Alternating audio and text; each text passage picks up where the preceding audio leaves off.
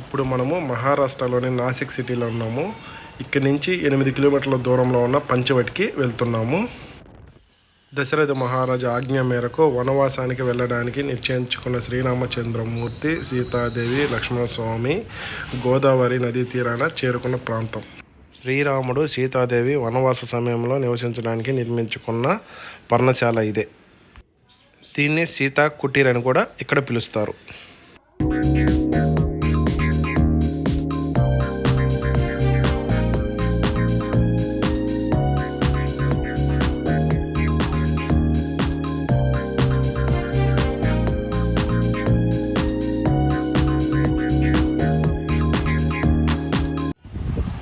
సీతా కుటీర్కి రోడ్డుకి ఆపోజిట్లో శ్రీ ఘాట్య హనుమాన్ మందిర్ ఉంది.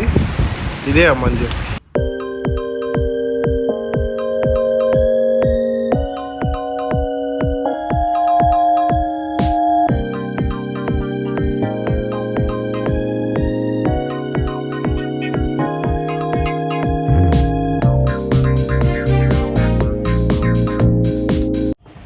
రావణాసురుడు సీతాదేవిని అపహరించిన స్థలం. ఇక్కడి నుంచే రావణాసురుడు సీతాదేవిని తీసుకెళ్లారు. ఇక్కడ లక్ష్మీనారాయణ మందిరం కూడా ఉన్నది. పాలరాతితో చేసిన విగ్రహాలు. ఇక్కడ నుంచి మనము శ్రీరామచంద్రమూర్తి తపస్సు చేసుకున్న ప్రాంతానికి వెళ్తున్నాము. ఇక్కడ నుంచి మనం గోదావరి నది ఒడ్డుకి వెళ్తున్నాము. ఈ నది ఒడ్డున లక్ష్మణస్వామి గుడి కూడా ఇక్కడే ఉంటుంది.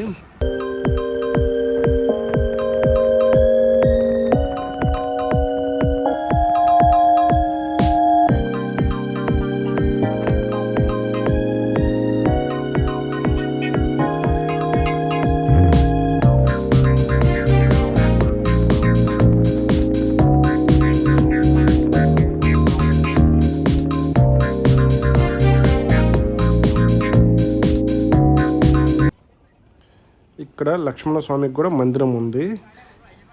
ఈ మందిరం ఇప్పుడు చూసొద్దాం రండి.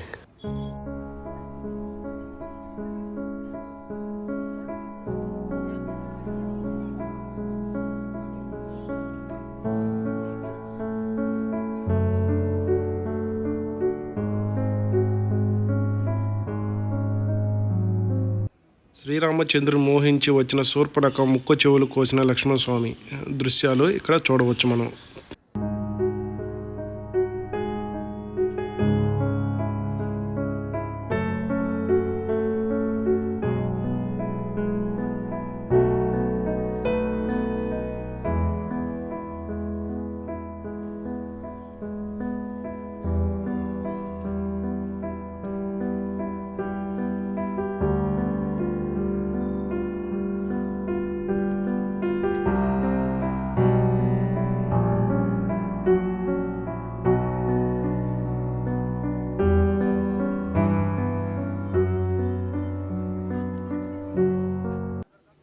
తపోవనం.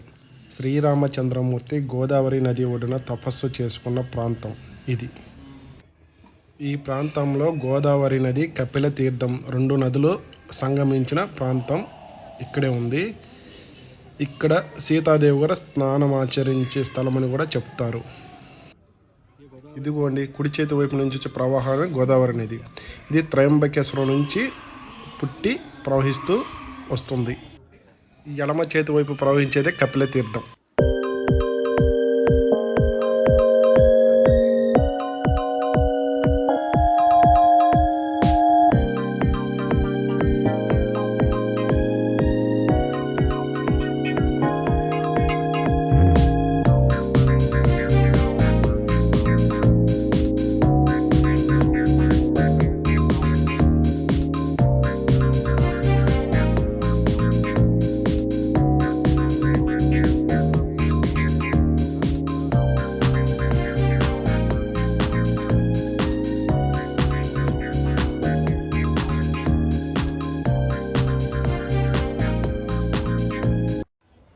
ఇక్కడ గోదావరి స్నానఘట్టాలు అని పిలుస్తారు. దీన్ని రామకుండం అని కూడా పిలుస్తారు. 12 సంవత్సరాలకు ఒకసారి జరిగే పుష్కర కాలంలో ఇక్కడ గోదావరి మాత ఆలయాన్ని ఒక్కసారి మాత్రమే ఓపెన్ చేస్తారు. మిగతా టైంలో క్లోజ్ చేసి ఉంటారు. ఇదంతా కూడా రామకొండం అని పిలుస్తారు.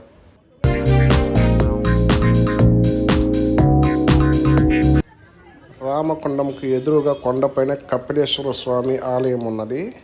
ఇక్కడ స్థల పురాణం ఏమనగా, శివుడు తన చేసిన బ్రహ్మహత్య పాతకాన్ని పోగొట్టుకునే అందుకు ఇక్కడ రామకొండంలో స్నానం ఆచరించి ఇక్కడ పూజలు చేసేవాడని ఇక్కడ స్థల పురాణం. అందుకోసంగా ఇక్కడ కపిలేశ్వరుడుగా వెలిశాడని చెబుతారు.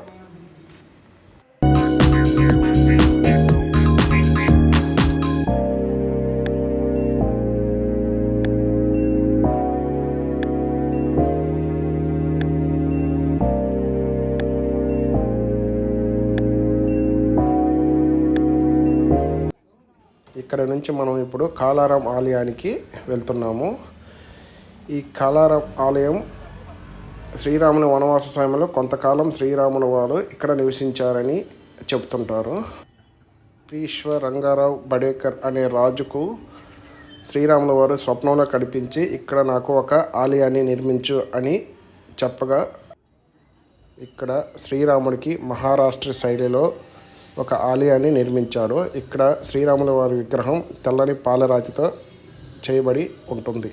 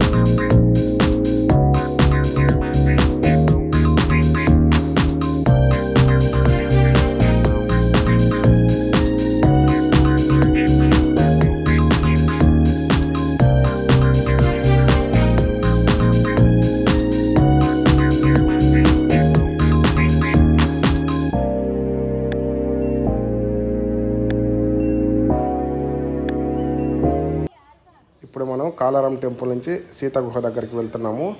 ఇక్కడే 5 వటవృక్షములు ఉన్న ప్రాంతము. దీన్ని పంచవటి అని పిలుస్తారు. 5 వటవృక్షములు అనగా మర్రి చెట్టు అని అర్థము. ఇక్కడ 5 పెద్ద మర్రి చెట్లు ఉండటం వల్ల ఈ ప్రాంతాన్ని పంచవటిగా పిలుస్తూ ఉంటారు.